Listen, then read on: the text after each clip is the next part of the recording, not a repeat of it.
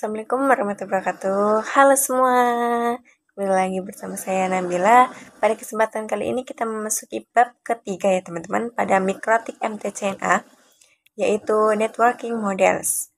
Di sini saya akan membacakan outline-nya. Yang pertama kita akan membahas konsep Networking Models, kemudian juga akan membahas TCP atau IP Models, kemudian Encapsulation dan Decapsulation, layer models, dan lain-lain.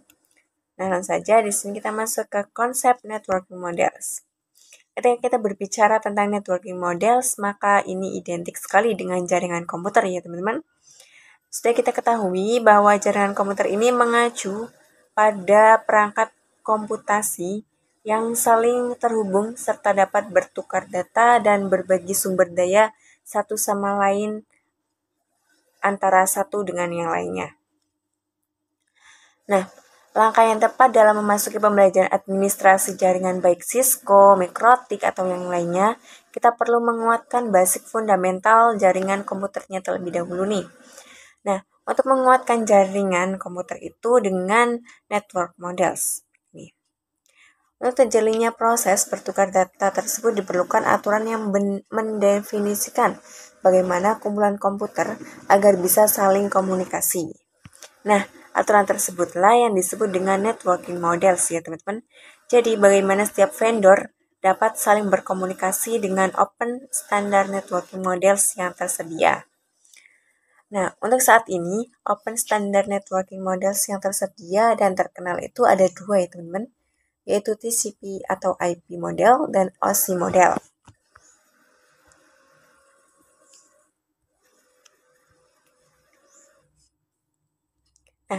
Di sini sebelum adanya networking models itu, sebelum nama lahir setiap vendor itu memiliki namanya tersendiri.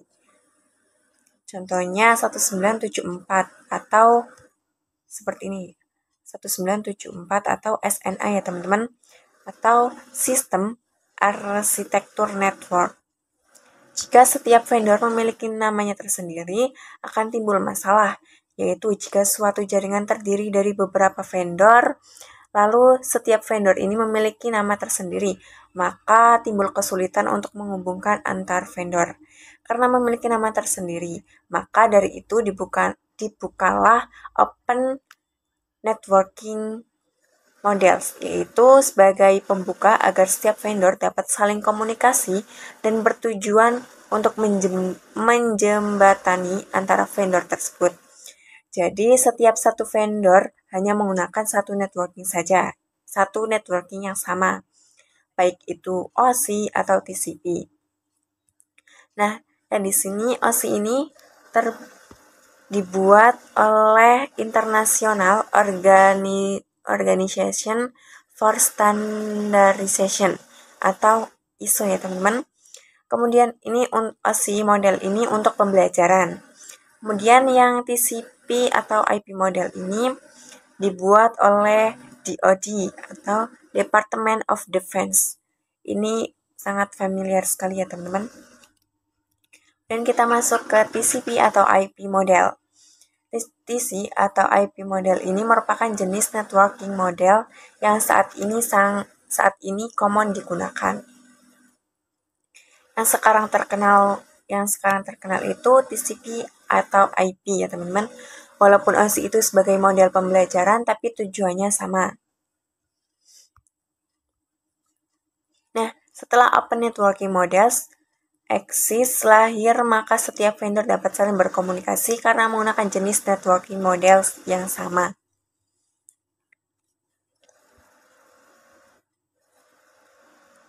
TCP model ini kan jenis yang biasa digunakan ya teman-teman. Nah, di sini jadi TCP atau IP ini mendefinisikan suatu protokol agar komputer atau utamanya yang berbeda network itu bisa saling komunikasi. Nah, untuk membantu dalam memahami setiap networking model itu dipecah menjadi dua bagian-bagian kecil yang disebut sebagai layer. Cara dokumentasi TCP atau IP model terdiri dari 4 layar. Namun, penerapan dalam real network atau TCP/IP model lebih mudah untuk dibagi menjadi 5 layar seperti ini ya teman-teman. Terdapat 5 layar. Nah, di sini kita akan menjelaskan jaringan komputer. Nah, jaringan komputer ini adalah sesuatu yang rumit dan kompleks, baik itu dari perangkat-perangkatnya, media penghubungnya, sampai pada aplikasi yang berjalan di dalamnya. Dan perangkat-perangkat tersebut biasanya diproduksi oleh vendor yang berbeda-beda. Seperti router boot ada di produksi Mikrotik dan Cisco. Kemudian web browser ada yang dibuat oleh Google dan Mozilla dan lain sebagainya.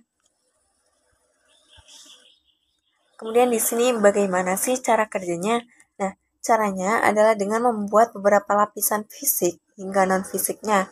Pada setiap lapisan terdapat kumpulan-kumpulan aturan yang harus diikuti oleh setiap komponen agar dapat saling berkomunikasi dengan komponen yang lainnya.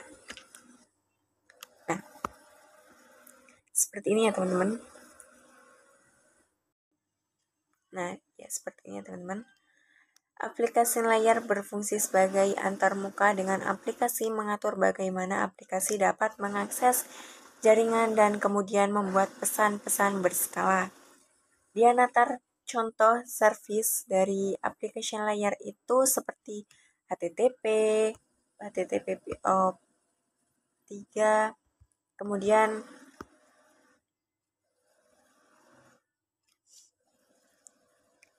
HTTP itu digunakan ketika kita mengakses suatu web server, teman-teman. Nah, jadi jika kita mengakses website akan request ke web server. Lalu web server akan mereply HTTP header yang di dalamnya ada beberapa informasi. Di antaranya informasi status jika 200 invert. Oke, maka request bahas tidak berhasil. Kemudian di sini kita masuk ke TCP atau IP transport layer ya teman-teman. Fungsi dari transport layer adalah menyajikan atau memberikan service ke application layer atau transfer data. Nah, untuk transport layer terdapat dua protokol yang sering digunakan, yaitu TCP dan UDP. Salah satu mekanisme yang disediakan oleh transport layer itu khususnya pada TCP itu adalah error recovery mechanism.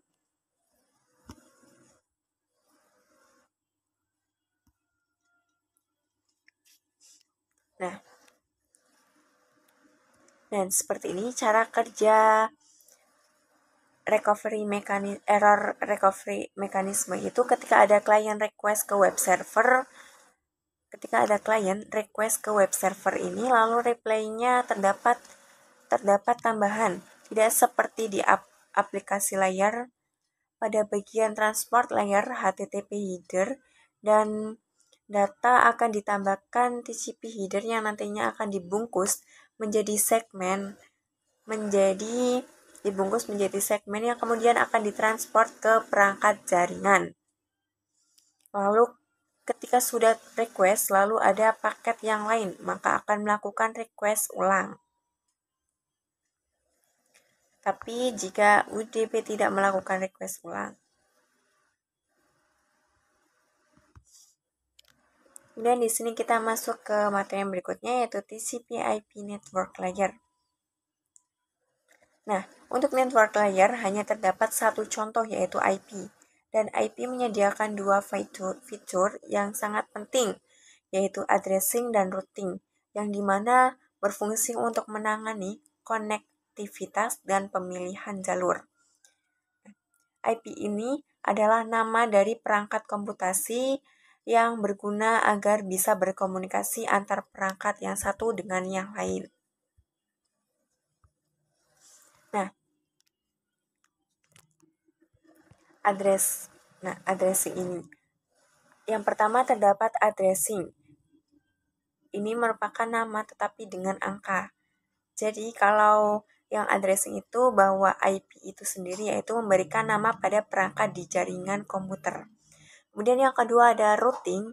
Routing ini merupakan salah satu fitur yang disediakan pada IP di bagian network layer yang bekerja layaknya kantor pos rute tercepat untuk mencapai tujuannya. Cara kerjanya ini dari router.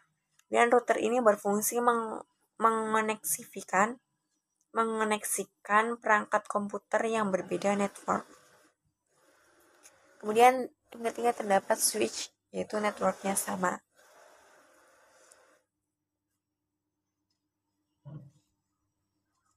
Kemudian di sini kita sepertinya teman-teman.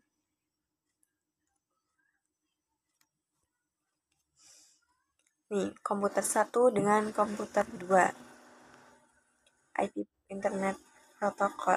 IP itu Internet Protocol terdapat dalam network layer ketiga dalam OSI ya teman-teman. Digunakan untuk komunikasi antar perangkat jaringan. Nah, IP address ini terdapat dua jenis. Yang pertama IPv4 dan IPv6. IPv4 ini pengelamatan 32 byte. Ini ya teman-teman. Ini yang IPv6. Dan kita lanjut ke TCP atau IP data link layer dan physical layer. Data link layer ini mendefinisikan protokol yang dibutuhkan pada physical layer. Nah, salah satu fitur yang pada data link layer ini ialah VCS atau Frame Check Sequence, yaitu error detection, mekanisme hanya mendeteksi error tanpa recovery. Nah, ya. Mendefinisikan secara apa yang digunakan untuk menghubungkan antar device bisa wired atau wireless. Kemudian addressing yang digunakan pada data link layer ini adalah MAC address ya teman-teman. Physical layer mendefinisikan coupling pada suatu jaringan komputer, mendefinisikan secara fisik yang digunakan untuk menghubungkan antar device. Jika di data link ini hanya mendeteksi. Nah, jika di transport layer itu tidak hanya detect tetapi recovery-nya juga. Kemudian kita masuk ke materi berikutnya yaitu encapsulation dan decapsulation. Encapsulation itu proses membungkus data dengan header pada data di setiap layernya. Adapun decapsulation maka itu sebaliknya.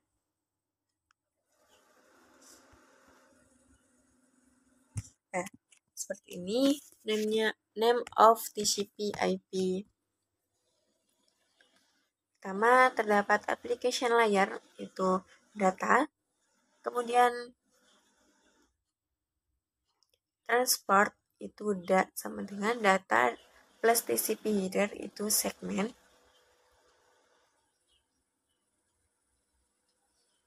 Dan network layer data, TCP header, IP paket. Dan data link layer itu data plus TCP header plus IP plus DL header dan DT layer itu frame. Dan kita masuk ke OSI model OSI atau konsepnya ini. Nah, pada video sebelumnya saya sudah pernah menyebutkan bahwa nama itu ada dua model, yaitu pada bahwa network model itu ada dua model yaitu OSI model dan TCP model ya teman-teman. Nah, OSI model ini modul pembelajaran. Kenapa TCP lebih sering digunakan? Karena dari sisi perkembangannya protokol dan model, TCP atau IP yang lebih dominan. Untuk saat ini, model yang sering digunakan itu hanya TCP atau IP karena untuk dari sisi perkembangannya, protokolnya atau modelnya TCP lebih dominan dibanding OSI layer. Karena setiap vendor memiliki networking model yang berbeda-beda, maka komunikasi antar vendor sulit digunakan. Oleh karena itu, dibuatlah sebuah model atau sebuah standar atau spesifikasi minimum oleh ISO pada tahun 1984, yaitu dengan nama OSI atau bisa disebut dengan OSI 7. Di sini OSI model itu terdapat 7 layer, terdapat 7 lapisan layar pada OSI model. Yang pertama terdapat application layer, kemudian precision layer, session layer, transport layer, network layer, data link layer, dan physical layer. Layer pada OSI model dengan TCP itu tidak jauh berbeda. Hanya berbeda pada sisi layarnya saja. Perbedaannya jika di TCP atau IP pada application ini, jika di OSI dipecah lagi menjadi 3 layar. Ya. Kemudian